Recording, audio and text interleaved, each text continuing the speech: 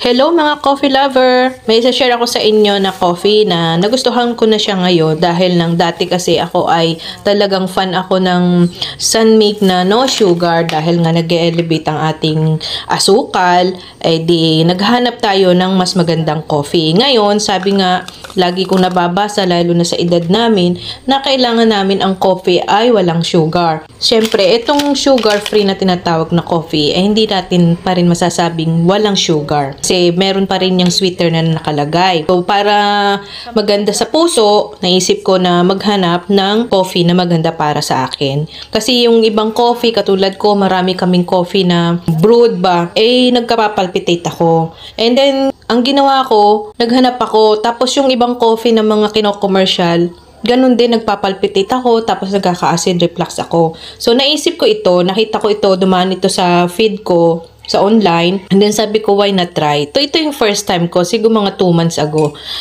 Nag-try ako niyan. So far, nung napili ko siya, maganda.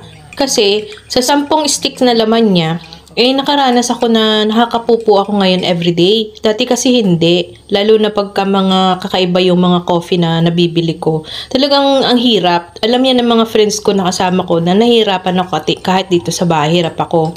So, ito yung naging source ko ng coffee na maganda ang aking morning. Kaya kahit sa maghapong ito, nagkakaroon ako ng pagkakataon na tawagan sa CR. So, madaling sabi, nakakapupo ako ng maganda.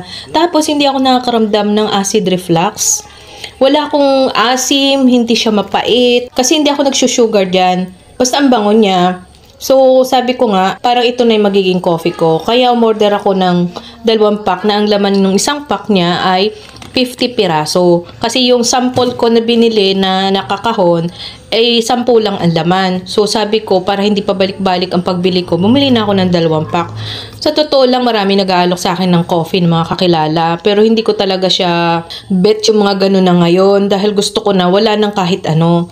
Pero nag-cheat pa rin ako ng coffee pag lumalabas. Kaya, ito yung coffee ko dito sa bahay. Tapos, inaano ko sa mga bata dahil nang mahilig din sila sa coffee na black at pure din. Dahil nga si PJ nagpapalpitate din siya doon sa mga brewed coffee na dinadala niya na galing sa ibang bansa.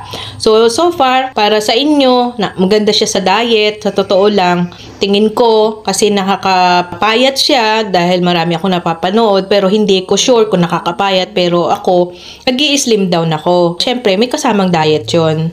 So, bawasan na natin ang 3-in-1, mag-black coffee na lang tayo. So, bigay ko sa inyo yung link para sigurado kayong legit yung mabibili yung coffee. So, yun lang. Thank you so much for watching. Bye-bye!